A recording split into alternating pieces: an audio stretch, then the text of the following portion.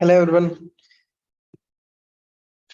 welcome to the day one of blockchain. Learn blockchain, the 5-day challenge. People who are joining us on our social channels like YouTube, LinkedIn, Instagram, I request you to go into the chat and join us live on our Zoom session. The link to the Zoom session is on the chat, right? So if you are on YouTube, it will be on your YouTube chat. If you're on desktop, it will be on your right side.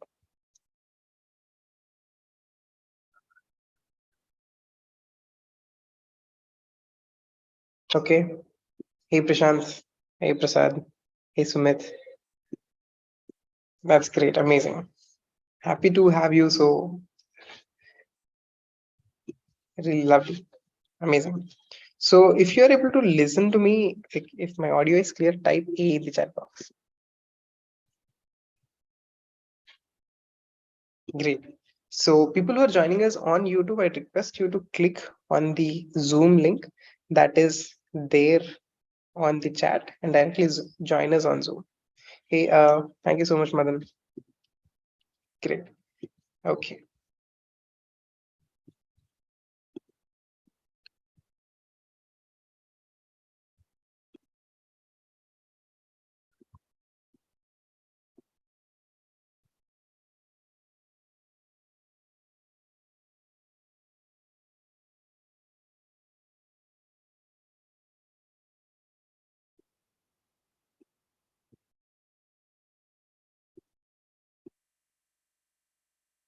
Amazing. Hey, thank you so much, Rahul, for joining in. That's great. Is my audio and video clear? If clear, type C in the chat box. Yes, it's clear. Yes, thank you so much, Rahul. Amazing, great. So, for how many of you are joining us for the first time? Type me in the chat box. Yeah, I'm the one who joined first. Okay, that's great. That's nice. Thank you so much, Rahul. So this will be an interactive session. So I'll give a brief about the whole program. Okay, so we have people watching us on YouTube also. You can directly join us by clicking on the Zoom link that is there on the chat. Okay, let's get started. Okay, so the nature of this program is uh, we will be doing a 5-day program, and every day we'll be covering a little bit of blockchain. Each session would be roughly about 30 to 40 minutes, and during the session we'll be progressing towards learning more and more, right? So towards the 5th day we'll be having a small graduation where we'll be giving out certificates to people who have joined us for all throughout and submitted our quiz, right? So we'll be having a small quiz for every day, right? So that is the program, and let's begin. So let me introduce Pixeltest. Pixeltest is a community of over 1,000 people, and all of these communities is in both of the technologies, which is Web3 and AI. And all of our community members are super engaged. They are learning. We have students within our community. We have people who are working in between careers, and everybody trying to upskill. And we have many people who have already successfully upskilled and are doing some awesome phenomenal work out there. Okay, that's great. So how do we go forward is when we begin each session, for the first 5 minutes we will be doing this small exercise called Ho'oponopono technique. So this Ho'oponopono technique is a mental technique which helps us clear the negativity and self-doubt. It's a scientific technique that is based upon work done by a Hawaiian researcher, right? So this involves use of 4 statements, which is 4 high energy, high vibration statements. I'm sorry, please forgive me, thank you, and I love you. And we are going to say these statements to ourselves. And this particular technique we use with all of our community members, and they have seen tremendous results, right? So I request you to close your eyes and be in a quiet environment and cut out all the distractions for the next 5 minutes, right? Thank you so much. Right. So in this technique, we'd be talking to ourselves. I'd be taking my name. I'd be saying Sachi, and you'd be saying your name, right? So you'd be saying Rahul, Madan, or Paul. Okay, that's great. So people who are watching us on Zoom, you can directly interact using chat. People who are watching us on any of our social channels like YouTube, LinkedIn, Instagram, and Facebook, you can use the comment section. Great. Okay. Thank you so much. Let's begin. I request you to close your eyes. If it's the first time, people who are joining us for second time or third time, you already know it, right? So I request you to close your eyes. These statements, I request you to say them out loud instead of just within yourself, like within mind. Okay. I request you to relax your breath,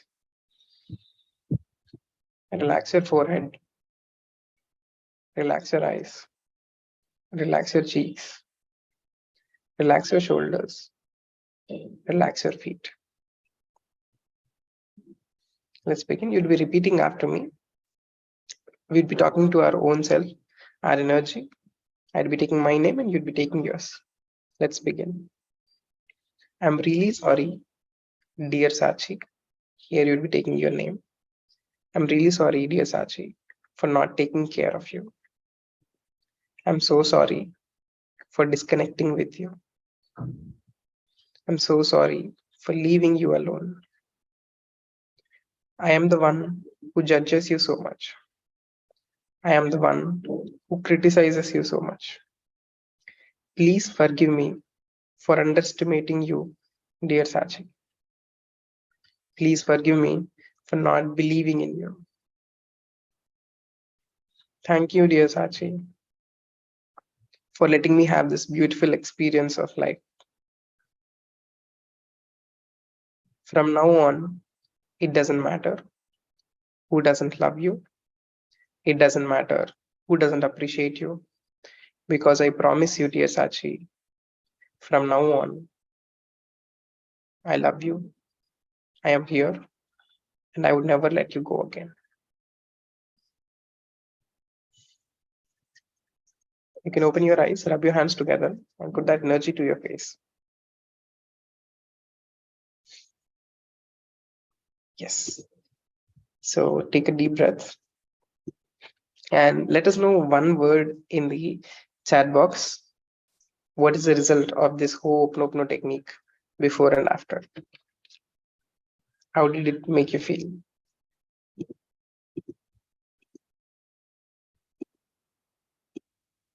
Great. Relaxing, calm. Great. Thank you so much. Peaceful, heavenly. That's great. Yes. So people who have joined us late, we just did a technique called Ho'oponopono technique, which is a Hawaiian technique. If you have joined us from YouTube, you can watch this portion later as well. But if at all you're joining us on YouTube, I request you to click on the Zoom link that is there in the chat and join us live on Zoom. Okay, great. So before we begin, because we have a few members on Zoom, I request you to unmute and let me know your name and which city you're from. Hi, this is Jagdish. Please go ahead. Yeah, so which city you're from, Jagdish? From Tirupati, Andhra Pradesh. Oh, that's really nice. Yeah, cold there, I guess. Yeah, so what are you doing? What is your current background, Jagdish? So I'm working as a mathematics professor in one university. That's really nice. Thank you so much, Jagdish. So as we progress, if you have any questions or anything, you can just unmute and ask us. Okay. Definitely. Thank you. So Paul, Rahul, Tanwar, anyone wants to go? Yeah, Rahul. Yeah, hi, sir. Rahul this side. I'm from Bihar, and I'm working in networking field. That's great. Amazing. So, how did you come to know about the program? Any of your friends referred or social? No, through Facebook, yeah, social media. That's great. Amazing. Paul, Saurabh, Realme, anyone wants to go? Yeah, so this is going to be an interactive session. So you can unmute and let us know which city you're from and your current background. Yes, Paul. Which city you're from? Uh, your voice is not reaching us. Though you're unmuted. Yeah, Trichy, Tamil Nadu. you're in Trichy now. Yeah. Okay, great. I'm in Manamadurai. I mean, currently. So a little closer. That's great. Okay, thank you so much, everyone. So let's begin. I'll be sharing my screen. Let me know if you're able to see the screen.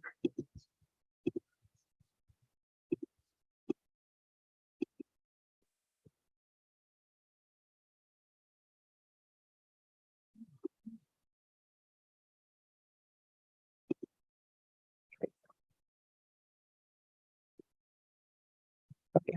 Let me know when once you see my screen. Okay. So we'll be learning a little bit of blockchain every day for the next 5 days, and we'll be starting from the basics. We'll learn today what is the evolution of currency. Okay. So let's begin. So first, we need to understand the blockchain, how blockchain evolved, and what was the need for blockchain. We need to understand what the currency was and how it evolved, right? So then we'll understand what triggered the blockchain's evolution, and then we'll also understand how blockchain originated and what are a few of its properties also, right? So many of you know this evolution. So earlier, like 6000 BC, so many years before, it was the exchange used to happen over barter. Like if I needed some, uh, let's just say pulses, I used to trade. I can trade it with somebody who has a goat, maybe, right? So you can do that barter. For example, if somebody had fish, somebody had other food that they are growing. Let's say they are growing carrots. Okay, they can do an exchange, and that is how the barter used to happen. Quickly, the challenge here was logistically it is very tough to always carry your pulses or your vegetables or your um, you know uh, cattle. It is very difficult, but and also the other thing is, even if you want to go city to city also, it becomes difficult because you cannot carry all of that. And this happened for many years because the evolution becomes faster as we come closer to present, right? So many years, some thousands of years, barter was the way, right?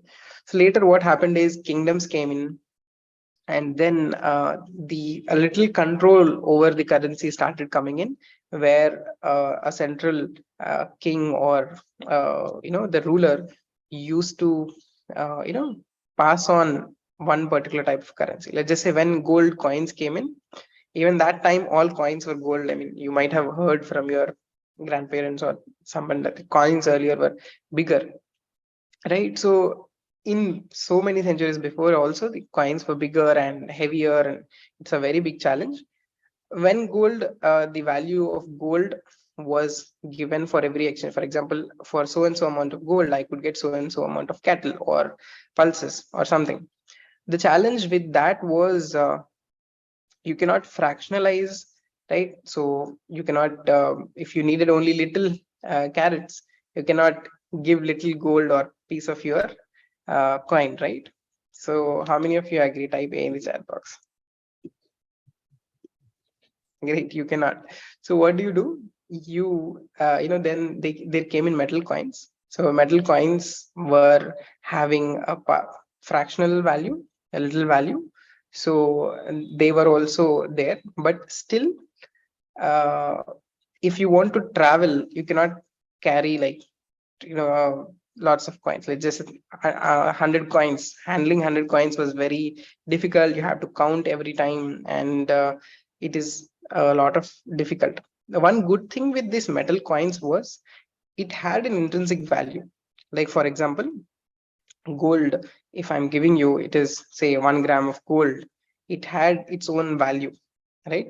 Later on, even if you trade it or exchange it with somebody else, the value is with you, right? So slowly what happened, paper money came in. The paper money was like a promise, like because so many people could not transact with so much amount of metal, the kings, mostly kings, they used to say, okay, I owe you 1000 coins, and they used to give the vendors that currency. It was a trust based paper, right? You know, the other vendor used to trust the word of king because it was signed by him, and then he used to render his service, and later then he can go to treasury and give that paper and get the coins. Okay, so slowly what happened is this paper money, and that trader could also give it to somebody else saying, this is a promise from the king, I'll buy you something from you, and you can directly get the coins from the king, right? So how many of you understand this concept, like how paper money came in, right? It was more of an agreement, right? So if you understood this concept, type U in the chat box. Okay, thank you so much, Prashant. Thank you. People who are joining us on our social channels, you can directly put in your comments in the comment section, right? So that is how paper money came in. Later on, governments evolved, and these the paper money became the currency that we have. The benefit that we did not have here is there was no intrinsic value. Like for example, if you had, let's just say, 1 5 rupee coin, it was metal at the end of the day. Even if you give it to other metal person, there'll be 5 rupees worth of value or something. But with paper money, what happens, even though they say it is 2000 rupees, right, it is not equal value of 2000 metal coins, right? So the asset value was not there, right? First, the value, intrinsic value was not there. But what value was there? The paper money was created only equal to how much gold or metal you had. For example, there is a kingdom. What they used to do, they used to create only that much amounts of bonds, meaning the agreements, how much there was metal. Even countries used to do that, right? So pre-independence in that time also. For example, you had so and so amount tons of gold or metal, that much amount of money only you can print. Okay, that means though it does not have an intrinsic value, it had an asset backing. It was backed up by so and so amount of asset. Later what happened, then electronic money came in, where net banking and all those things came. So we'll also discuss about that. Now we are talking about crypto. So it's a very huge variation from barter to crypto, but we'll understand a little bit of the fiat currency now. The paper currency is also called fiat currency. So how many of you understood the evolution of money in general? If you understood, type U in the chat box. Thank you, Paul. Thank you, Jagadish, for letting me know in the earlier step that you understood it. That's great. Thank you, Prashant. Thank you, Prasad.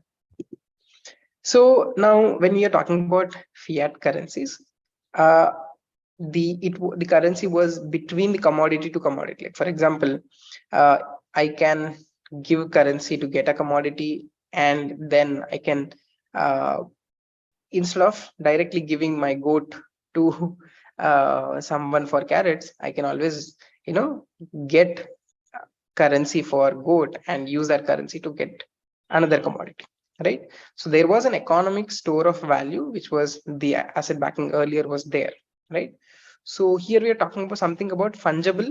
Fungible means here, if you're making a note, make a note. What is fungible? Fungible means it is equal in value. For example, the 10 rupees I have and the 10 rupees you have is equal in value, right? So that is what is fungible. If you understood fungible, type F in the chat box. Thanks, Arjanya.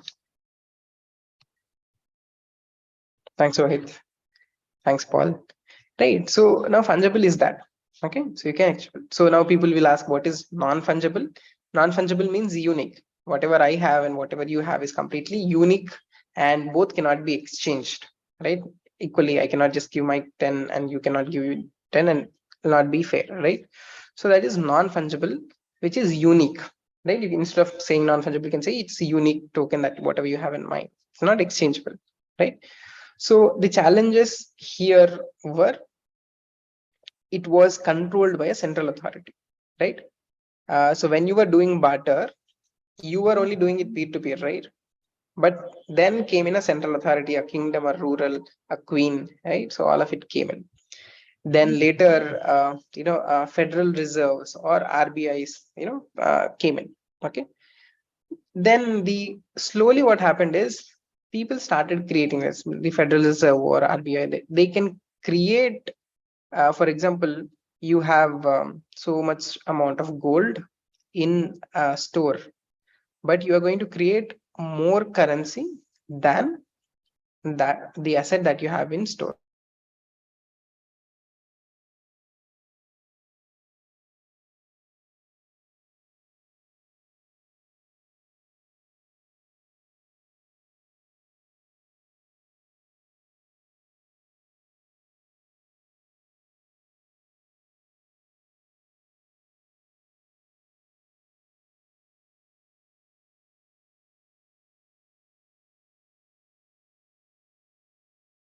So let me just check if you're connected.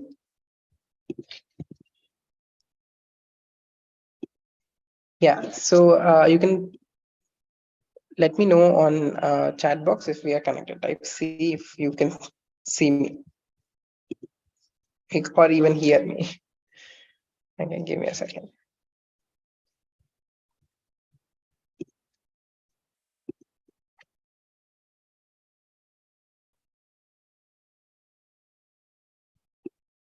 Yes, you can hear me, Rahul, Paul, or Jagdish. Yes, sir, I can hear you, but you are not available. I think Yeah, there is I some think issue with your internet could be. internet. Yeah, so it's more than that's not a problem. So let me share my screen back. Let me know if you're able to see my screen. Thank you so much.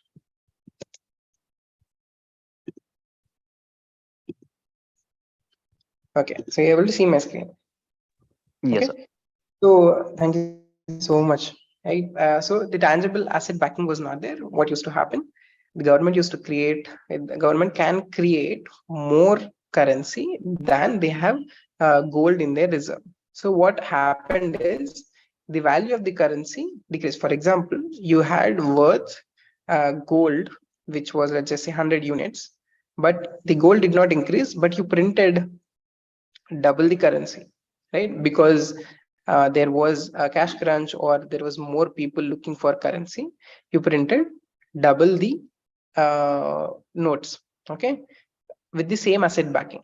Now what happened, each value, though it was a 10 rupee note, the value of each note decreased to half, right? So this kind of things were happening because this was all controlled by central one particular authority, and there was no asset backing, right? It's not linked to asset anymore, right? So if you understood the asset backing, type A in the chat box. Thank you, Sojanya. Thank you, Prashant. That's great.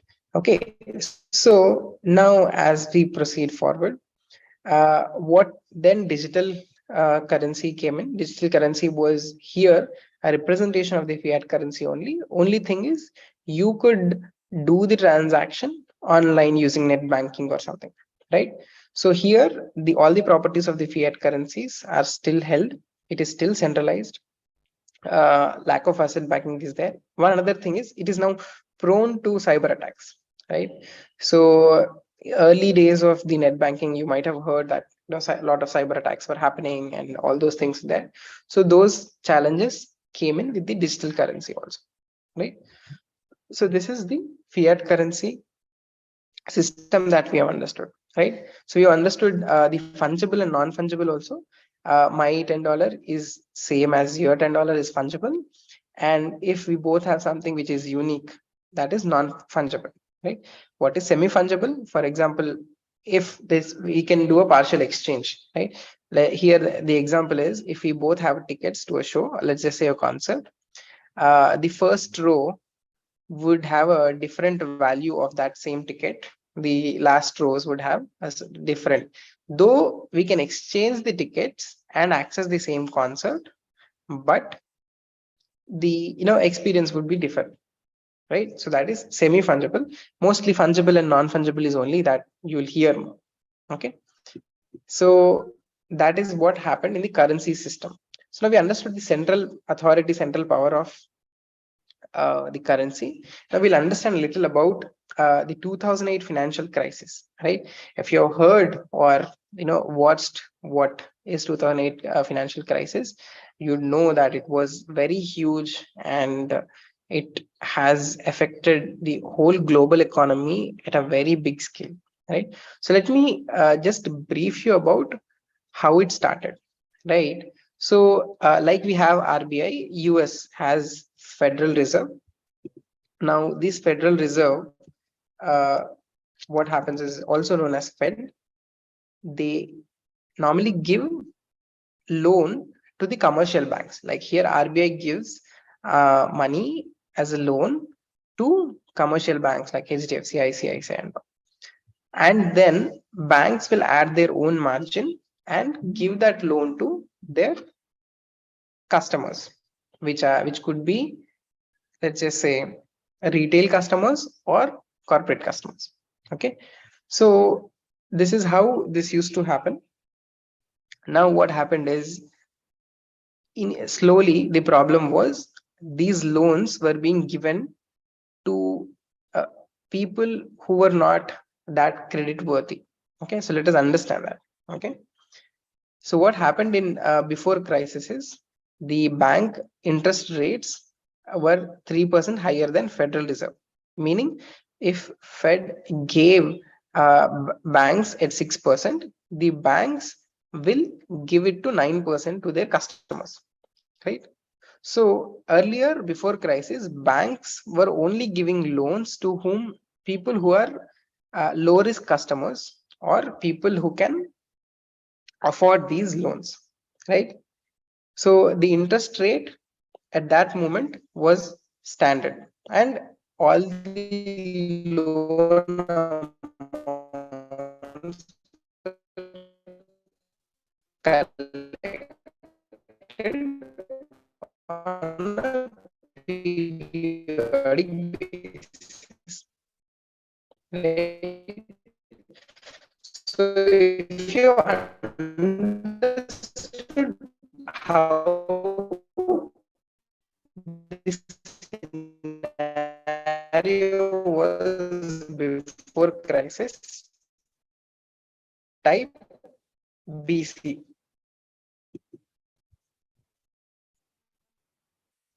Okay. Thank you so much, Sojanya. Thank you, Prashant. Great. So now you understood how the scenario was there before the crisis. Slowly, what happened? Then what happened is, the Federal Reserve started giving to people who were not able to afford them. So why this was happened? Because the Federal Reserve assumed that they could boost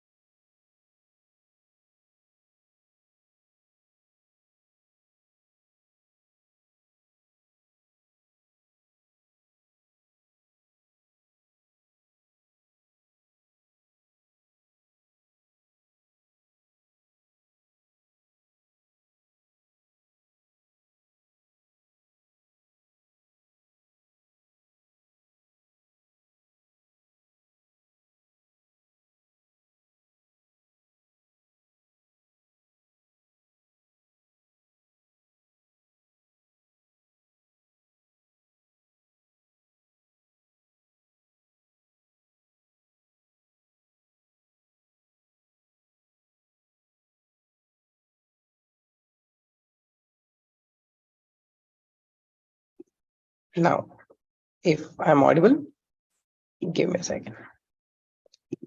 Yeah. So if you see what happened in the 2008 crisis, sorry for the.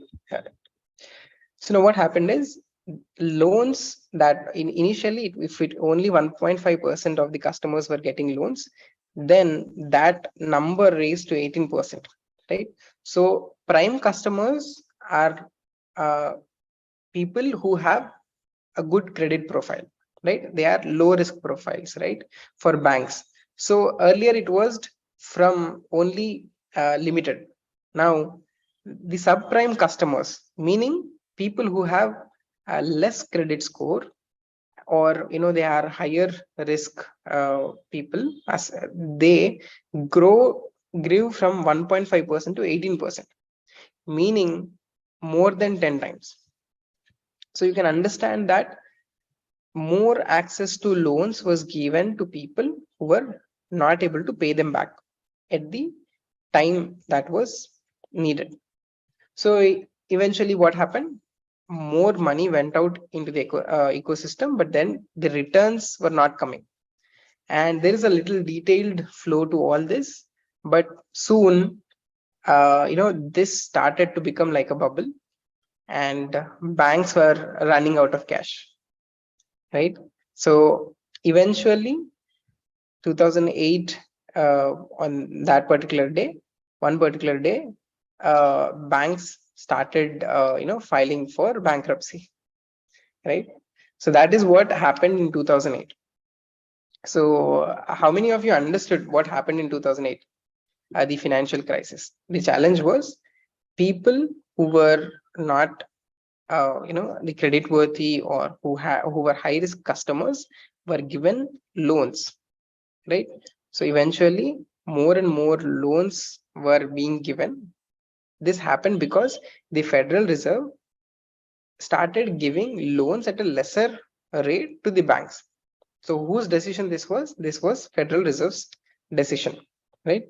So slowly that, this happened over years, and the people who were like high risk customers grew from 1.5% to 18%, meaning 10 times. So slowly the more loans were being given out, but return, people paying them back, decreased. So eventually the financial crisis happened in 2008. So at this moment what happened is, even the US, the Federal Reserve, started creating bonds, people also believed that this will be a good system to get returns by giving more people access to loans and all. And even many other countries purchased these bonds, and slowly the whole global, on a global scale, this big financial crisis came, right? A lot of people lost jobs in the 2008 financial crisis. A lot of people lost money, and this money was not handled in a very good way by the Federal Reserve or the banks themselves, right? So the decision taken by Federal Reserve caused this whole financial crisis. So if you have understood the financial crisis, type F in the chat box.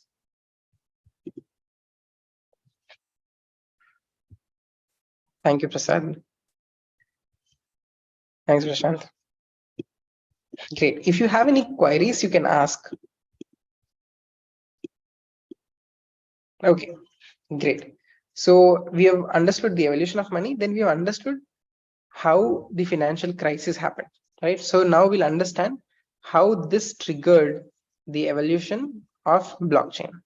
So now people understood that the whole issue in the system happened because of this central authority having control, right? So the central control was there by Federal Reserve, and this single point of control caused the single point of failure, right? So, and people spent more than their capacity. Eventually the financial crisis hit. Okay, so these were the key problems, and to solve this, few people, because they've also lost money, and they've also seen people lose a lot of their money, and people became troubled, started this Bitcoin, right? So this Bitcoins, the primary nature was this was decentralized. It was not controlled by any entity, right? And the logic behind it, how the Bitcoin protocols are there, all of this has been written on in a white paper, and this was published in 2008 October, right? And this was in the name of an individual or a group which is anonymous. We don't know actually the person or group who published this paper, and they named themselves as Satoshi Nakamoto. And the reason is obvious, because this was going against the actual flow of money or currency. People wanted to protect their interest and protect themselves, and they did not name themselves, instead put a name Satoshi Nakamoto, right? So, and the white paper published after a year, roughly in 2009 Jan 3rd, this Bitcoin was implemented.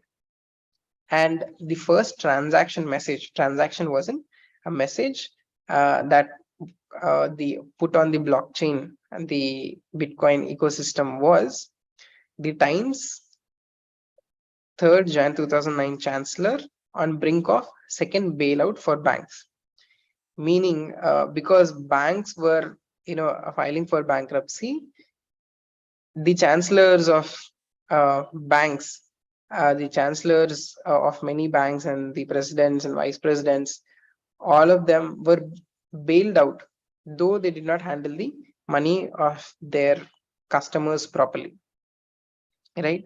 So this was an anger, people were showing, people who created the blockchain, this actually attributes the anger of the people who created. That is why many people understand that the financial aid crisis was something that triggered the Bitcoin evolution, right? So how many of you understood why Bitcoin came into the existence? If you understood, type B in the chat box. Yeah, so if you have any question, you can ask. Go ahead and ask. No, not a problem. People who are joining us on YouTube, you can ask your questions in the comment section, or you can join us in the Zoom session. The link to the Zoom session is there in the chat. Okay, thank you so much. Thank you, Paul, for letting us know that you understood, right? So we've understood this. We'll also revise it in the coming days, but it's essential for us to understand it. Okay, so what were a few properties of Bitcoin? The paper published and started implementing. There were no intermediaries between transactions, right? So there's no bank. If I want to send something to Paul wants to send something to Anil wants to send something to Dhananjay, Jagdish, Pradeep, or Rahul. How this happens is, you don't have to need an intermediary. You don't require a service like PhonePe, Paytm, or a bank, or anyone, right? You can directly transfer your money, right? So that is the first most important property that came in, is there was no intermediary involved, right? No central authority, no RBI, no Federal Reserve, right? No double spending. You could not spend more than your capacity, right? Because if you want to spend also, every spend is accounted, it is transparent and visible to everyone, right? So if you have, let's just say, I'm just giving an example, 0.001 Bitcoin, and you say I gave it to Paul, and I say Paul, then I say also I gave it to Jagdish at the same time, the same transaction ID cannot be with both of them, right? So I cannot spend it twice. Okay, so I cannot fake or counter create a fake currency also, right? So we'll understand a little more about it as well. And this was a self-regulated system, right? So how do you understand a self-regulated system that is guided by its protocol? Like let's just say if there is a high traffic circle, though there is no person standing there, people know when to go forward. When there is a green light, they have to go. When there's a red light, they have to stop. When there is yellow, they have to slow down or get ready, right? So the system, that particular system is there. That is why the traffic system is a little under control, right? So you do not require one person to, or people to be there and regulate it constantly. So that is what we mean by self-regulated system, which is guided by its own protocol. So in Bitcoin also, you do not need a traffic police. It's a self-regulated system by the protocol of it is included within that system itself, right? So everything happens based upon that protocol only. Now whatever transaction happens, right? So now Bitcoin, or we're talking about Bitcoin, but Bitcoin is completely different from blockchain, right? Blockchain and Bitcoin are totally different. Bitcoin is based on the blockchain technology. We will be discussing more about the blockchain technology, but Bitcoin is an application of blockchain which used this network called blockchain. But it was the first application. So people know Bitcoin more than blockchain, right? So the blockchain technology is that which facilitates the nature of the same blockchain being inherited by Bitcoin, and that is what facilitates all the transactions. So what happens in blockchain is it is a chain of blocks that gets added every time. Like for example, if till now there were so and so many transactions on the blockchain network, suddenly I make a transaction to Rahul. What happens? I create a record, the transaction. Let's just say I've sent some 10 units to Rahul. This transaction gets added onto the blockchain network, right? And this gets added to the last transaction that was there on the network. So every time somebody does a new transaction, it gets appended meaning added to the end. So every time the blockchain keeps on going, so this keeps on getting added, and that is how the blockchain becomes bigger, right? So this is not editable. For example, if I make a transaction, whatever transaction ID is there, it is encrypted. Whatever transaction details are there, those are encrypted and saved on that particular last block, right? And this is not editable by anyone, even me, right? So that is the reason it is called immutable. Mutation is changing, immutable is not able to change. So it is not changeable, editable. So that is the reason it is immutable, right? So how many of you understood the nature, the immutable or non-editable nature of blockchain? Type I in the chat box. People who are watching us on YouTube, type on the comment section. Thank you so much, Paul. Thank you, Prasad. Thank you, Sushmita. So now that is how the immutability is there. And whatever transactions we have created till now, all of this is available for everyone to view, right? So for example, if there is some set of transaction, this is added onto a ledger. Ledger is nothing but a list of transactions.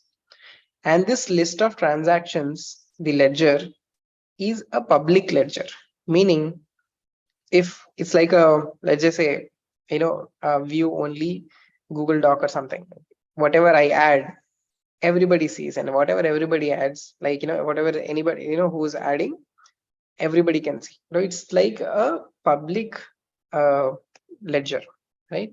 So where you can only add, but you cannot go back and edit it, right? So it's only add only, and it is public. If I add something, I cannot undo it, and everybody knows that the transaction was done, right? It's fully transparent. It's not like I can say, like let's just say if I'm RBI or a bank, if I can say that I can give you so and so much loan, and I have so much so in my reserve. So it does not work like that. everybody knows how much you have and how much you are giving, at what rate you can give and what rate you are giving, right? So that is how the transparency comes, right? Because this is distributed between everyone, there is no single point of failure, right? Every transaction that is happening between two people or two nodes is visible to everyone who has access to the public ledger. So the ledger is accessible to everyone, right? So there is no central authority. So there is no single point of failure. That is how the whole blockchain is independent. Like it's not dependent, or it does not have any intermediary.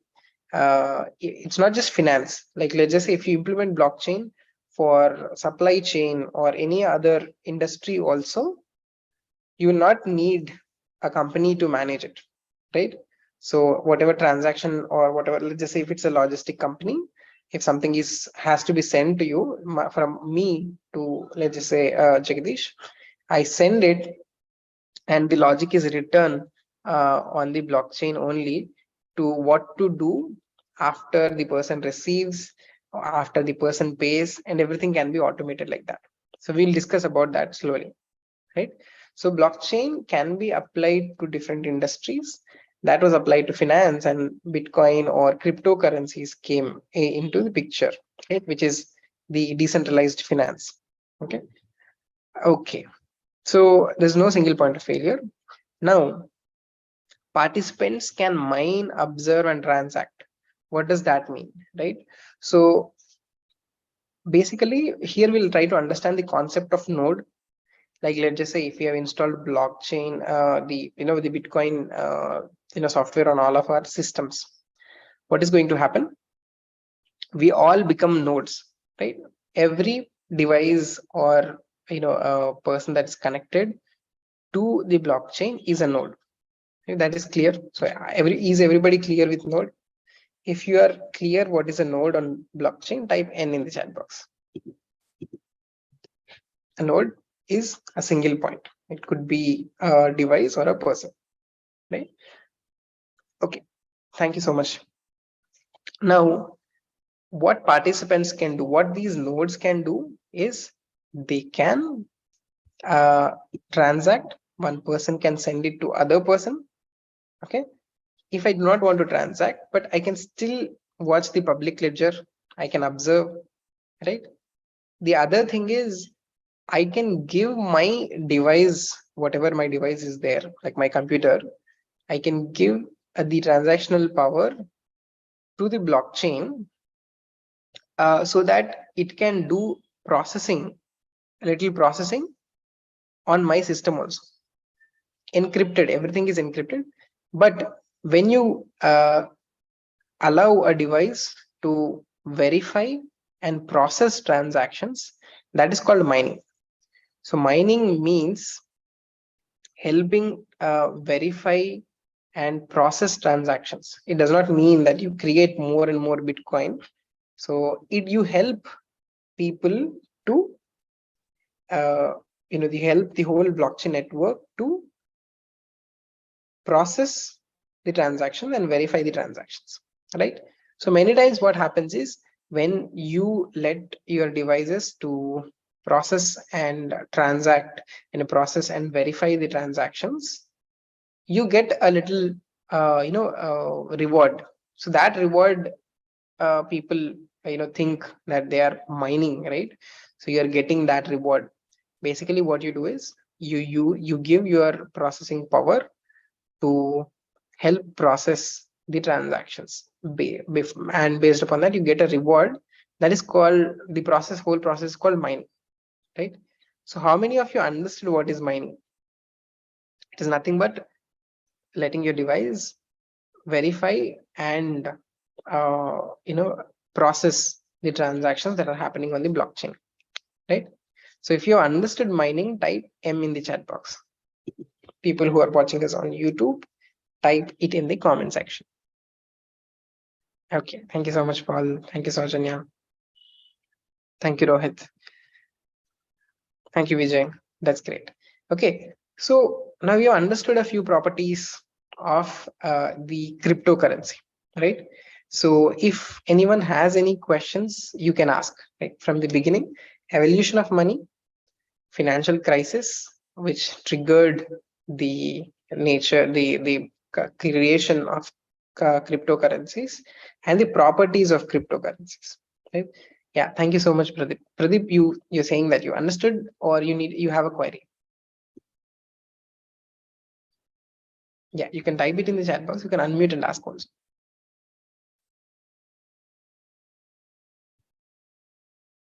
Great.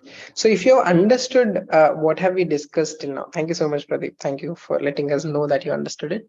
If you have understood everything, type U in the chat box. Thanks, Virginia. Thanks, Rohit. Thanks, Vijay. Thanks, Sham. Okay, a lot of people have understood. People who have not understood anything, if you have any query, you can unmute and ask us. Okay, quick recap. So we've understood the evolution of money, right? How money evolved from barter system to coins to the paper agreements, then the fiat currency, then net banking, digital currency, and then cryptocurrency, right? So we've understood what are the downsides of the fiat currency, that it is nowadays not backed by a tangible asset, and it is held centrally, right? Then we understood that there are also attacks and security concerns with digital representation of the fiat currency or net banking, or all those things, right? Then we understood a little about fungibility and non-fungibility. Fungible is exchangeable or same in value. Non-fungible means unique in value. We'll understand about it in details going forward, right? In 2008, what happened is the people who are holding the central control over currency in US, the Federal Reserve started giving out loans to people who could not repay back. How much? It grew from 1.5% to 18%, which means more than 10 times the money was given into the ecosystem, but it did not come back, right? So the returns, the loan repayments were not happening. Slowly it became a bubble, and every other country was invested in US, and because of that, the financial crisis affected everyone on a very big scale, right? So what happened? The Federal Reserve gave loans at a lesser rate to commercial banks, and they started giving it also forward, right? So there was single point of failure, single point of control was there. That is the reason, and people were spending more than their capacity. Then Bitcoin came in because banks were failing to pay people when they asked, because at once there was more outside the banks than that was there in banks.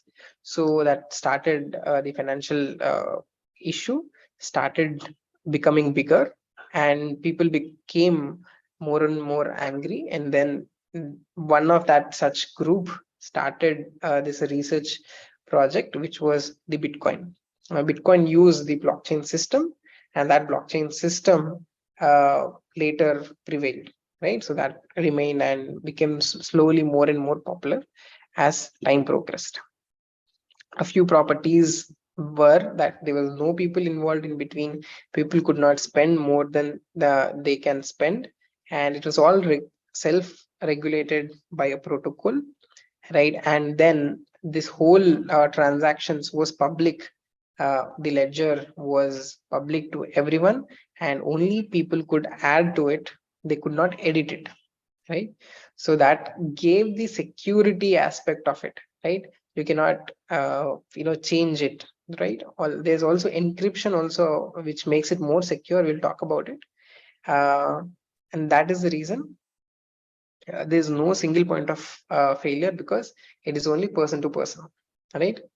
And people can observe just be and see, check the ledger and verify and all. People can transact, one person can send to other person, or people can mine, meaning give their systems processing power to help the blockchain network to verify transactions, right?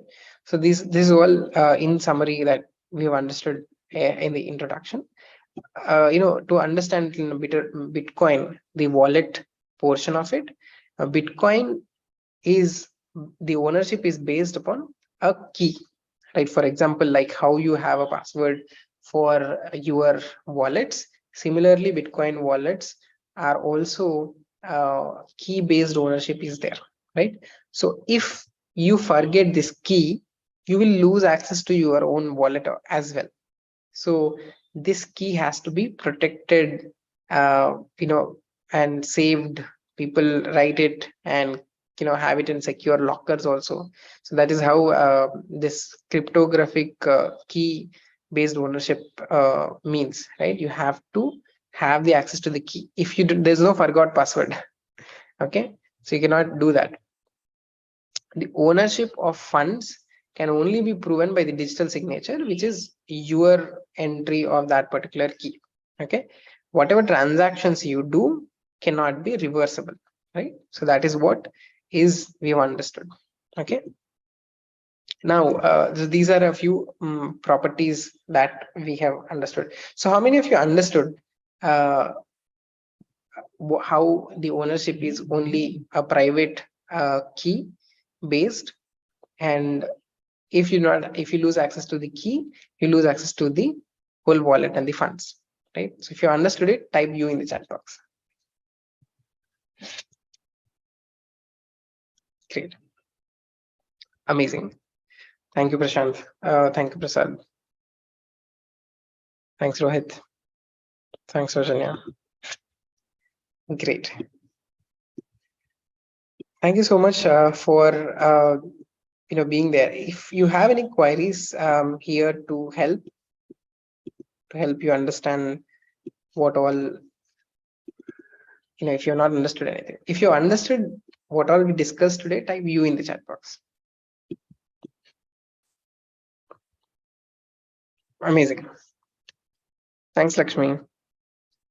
Thanks, Vijay. Thanks, Sham. Okay, so if I hope, thank you so much, Pradeep. So nice that you've understood. So we'll be sharing a link to the quiz on the group so that you can fill the quiz, and the assessment is also there. So you'll also learn and also recollect whatever we have learned. Okay, so this would be end of our first day. Tomorrow we will understand a little bit more about blockchain network in general, the encryption, and a little more about wallets.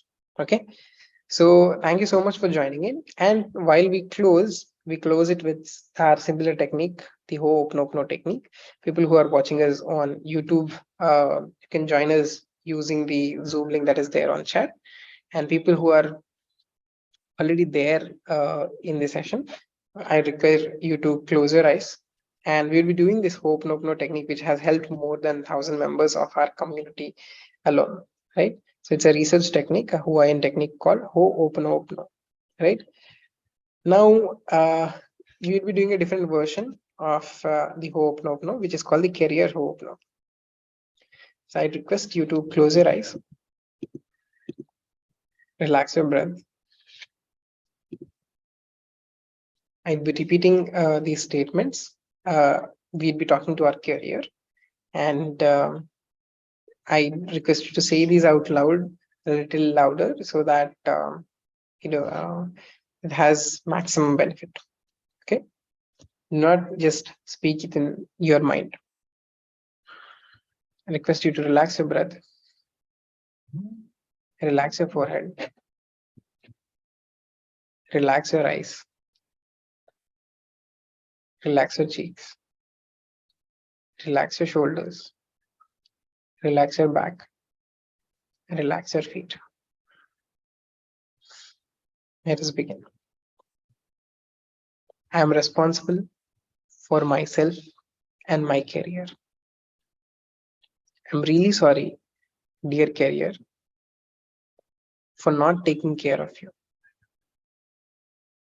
I'm really sorry, dear career, for not taking care of you. Please forgive me, dear career, for putting so much stress on you.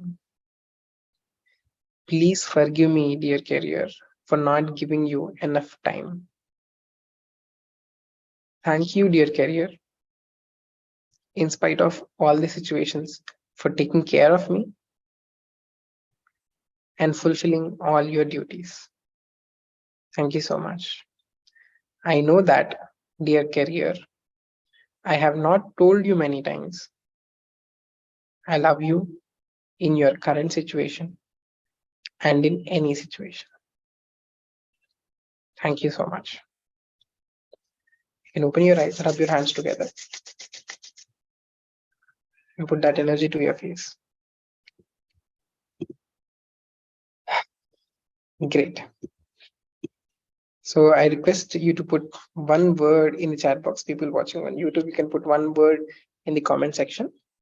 How was your experience? What did it make you feel? Refreshing, calm, relaxing,